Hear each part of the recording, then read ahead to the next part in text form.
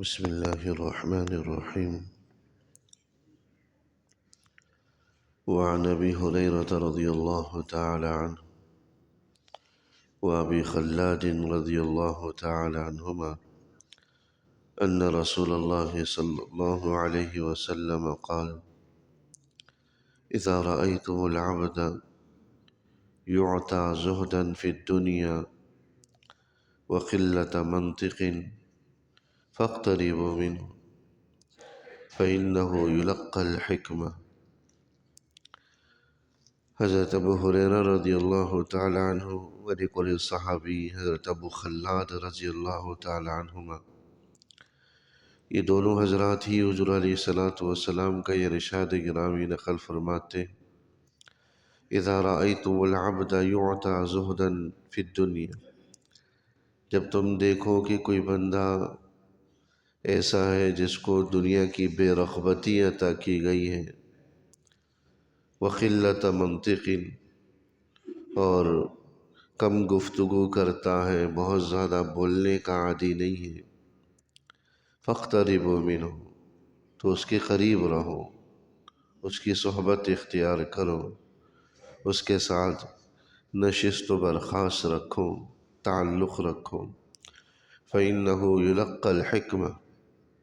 یقیناً اسے حکمت اور دانائی عطا کی گئی ہے۔ دو باتیں کسی بندے کے اندر، دو صفات کسی بندے کے اندر پائی جائیں۔ پہلی صفت تو یہ ہے کہ دنیا کی بے رغبتی، بہت زیادہ دنیا کی طرف مائل نہ ہو، دنیا کی طلب، حرص اور ہوس میں مبتلا نہ ہو۔ بقدر ضرورت دنیا تو ہر آدمی کی مجبوری ہے، کیونکہ اس کے بغیر دنیا میں رہنا ممکن نہیں، تو بقدر ضرورت پر اکتفا کرتا ہو، بہت زیادہ کی طلب اور جستجو، لالچ اور حرص اور ہوس نہ ہو۔ دوسری بات کہ وقلت منطق، بہت زیادہ گفتگو نہ کرتا ہو، کم بولتا ہو، اور بلا ضرورت لا یعنی گفتگو سے گریز کرتا ہو، بقدر ضرورت اور بوقت ضرورت گفتگو کرتا ہو، کیونکہ زیادہ بولنا یہ آدمی کو غفلت میں بھی ڈال دیتا ہے، زیادہ بولنا آدمی کو غلطیوں میں بھی ڈال دیتا ہے۔ حدیث مبارک کے اندر آیا کہ من صمت نجا، کہ جو آدمی خاموشی اور سکوت اختیار کرتا ہے، یعنی بلا ضرورت نہیں بولتا، جہاں کوئی بات اس سے پوچھی جائے، جس کی ضرورت ہو وہاں بات کرتا ہے، اور تھوڑی گفتگو پر اکتفا کرتا ہے، وہ نجات پا جاتا ہے، گرفت میں نہیں آتا۔ جب آدمی زیادہ بولتا ہے تو بس اوقات بول چال میں بے احتیاطی کی وجہ سے وہ دنیا میں بھی پکڑا جاتا ہے اور آخرت میں بھی پکڑ کا اندیشہ ہو جاتا۔ بعض روایات کے اندر آیا کہ آدمی کبھی کبھار منہ سے ایک جملہ نکالتا ہے، لیکن اس جملے کی، اس کو برائی کا، اس کی خطرناکی کا اندازہ نہیں ہوتا، اس ایک جملے کی وجہ سے وہ آدمی جہنم کی تہہ میں ڈال دیا جاتا۔ اسی طرح کبھی کبھار کوئی خیر کا جملہ زبان سے نکالتا ہے، جس کی قدر و قیمت کا اندازہ نہیں ہوتا، لیکن اس خیر کی کلمے کی وجہ سے جنت کے اونچے درجوں پر اس کو پہنچا دیا جاتا۔ منہ سے نکلنے والا ہر لفظ نگراں فرشتے اس کو اچک لیتے ہیں۔ ما یلفظ من قول الا لدیہ رقیب عتید، قرآن کریم میں اللہ فرماتا ہے جو لفظ منہ سے نکلتا ہے، ایک سخت قسم کا فرشتہ مقرر ہے جو اس کو اچک لیتا ہے، اس کو محفوظ کر لیتا، اپنے ریکارڈ میں لے لیتا ہے۔ تو انسان یہ نہ سمجھے کہ میں بول رہا ہوں، کوئی اس کو سننے والا نہیں ہے، وہ ہواؤں میں وہ گفتگو تحلیل ہو جاتی ہے، ہواؤں میں اڑ جاتی ہے، آس پاس کوئی نہیں ہے میری اس بات کو، میرے اس الزام تراشی کو، میری اس گفتگو کو کوئی نہیں سن رہا، تو یہ حماقت ہے۔ ایک سخت نگران فرشتہ مقرر ہے جو ایک ایک لفظ سن رہا ہے، ایک ایک بول اس کی کانوں میں پڑ رہی۔ اس لیے جب کسی بندے کے اندر یہ دو عادتیں دیکھو کہ دنیا کی رغبت نہیں ہے اس کے دل میں، حرص اور ہوس اور بخل نہیں ہے، وقلت منطق، وہ بہت زیادہ بولنے کا عادی نہیں ہے، کم گفتگو کرتا، فاقتربوا منہ، تو فرمایا کہ اس کی صحبت اختیار کرو، اس کی ہم نشینی اختیار کرو، اس کے ساتھ اٹھنا بیٹھنا کرو، کیونکہ فَإِنَّهُ يُلَقَّى الْحِكْمَةَ، جس بندے کے اندر یہ دو اوصاف ہوں گی یقیناً اسے حکمت، دانائی اور سمجھداری عطا کی گئی۔ حکمت ایک ایسی صفت ہے جس کی ملنے پر بڑی خیر کثیر کے ملنے کا قرآن کریم نے بھی ذکر فرمایا،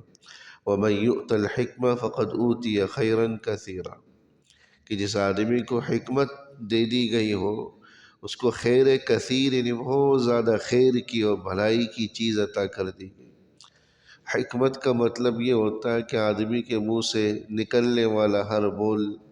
نیکی اور راست گوئی پر مبنی ہو،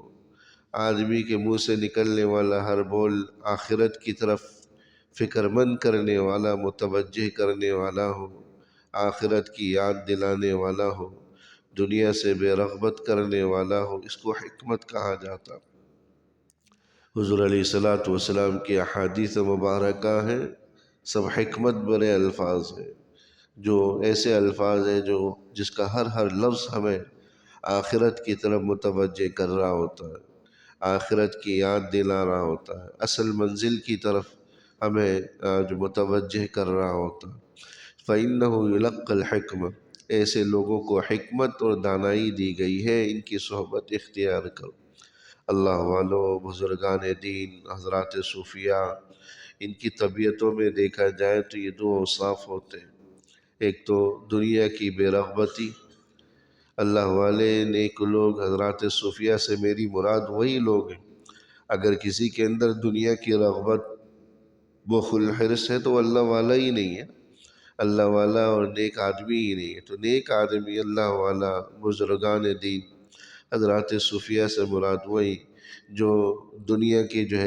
ریل پیل سے، نظر و نیاز سے، ان چیزوں سے دور ہو۔ آج ہمارے یہاں بڑی سے بڑی سرکار وہی کہلاتا ہے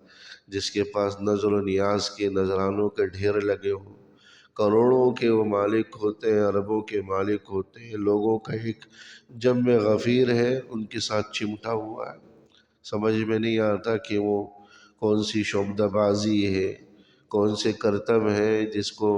کر کے وہ لوگوں کو اپنی طرف متوجہ کرتا ہے، مائل کر رہا ہوتا ہے۔ اللہ والے ایسے نہیں ہوتے جو اپنی کرامتوں کا اور اپنی تقوی طہارت کا اظہار کرتے ہوئے پھرے، یا تشہیر کے آلات کو استعمال کرے۔ تو بہرحال اللہ والوں سے مراد وہ لوگ ہیں جن میں دنیا کی رغبت نہیں ہے، وقلت منطق، اور کم گفتگو کرتے، ایسے لوگوں کی صحبت اور بیٹھک اختیار کرنے میں حکمت اور دانائی ملنے کا امکان ہوتا ہے۔ بعض علماء نے یہ بھی لکھا کہ لوگوں کو کہا کہ تم اللہ کی صحبت اختیار کرو۔ اللہ کی صحبت کیسے اختیار کریں؟ اللہ والوں کے ساتھ بیٹھ کر اللہ کی صحبت اختیار کی جاتی، نیک لوگوں کی اور اللہ کے نیک بندوں کی، بزرگان دین کی، بڑے بڑے علماء اور اکابر کی مجلسوں میں بیٹھ کر اللہ کی صحبت انسان اختیار کرتا۔ یہ اللہ والے وہی کہلاتے ہیں، اذا رؤوا ذکر اللہ، حدیث میں فرمایا کہ اللہ والا وہ ہے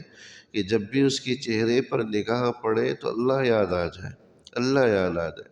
جس کو دیکھ کر اللہ یاد نہ آئے تو در حقیقت وہ تو اللہ والا ہی نہیں، تو دیکھ کر ہی اللہ یاد آ جائے، فکر آخرت نصیب ہو جائے تو در حقیقت وہ صحیح معنوں میں اللہ والا ہے۔ ایسے آدمی کی مجلس میں بیٹھو، ایسے لوگوں کی مجلس میں بیٹھنا اللہ کی مجلس میں بیٹھنے کے مترادف ہے، اللہ کی مجلس میں بیٹھنے کے قائم مقام۔ تو اس لیے ایسے لوگوں کی صحبت اختیار کرنی چاہیے، حکمت اور دانائی اور فکر آخرت اللہ نصیب فرماتا ہے، جو اصل ہماری منزل ہے، ہمارا اصل مقصود۔ اللہ جل شانہ عمل کی توفیق نصیب۔ ربنا تقبل منا انك انت السميع العليم۔ وتب علينا إنك أنت التواب الرحيم. وصلى الله تعالى على خير خلقه محمد وآله وصحبه أجمعين. آمين برحمتك يا رحمن.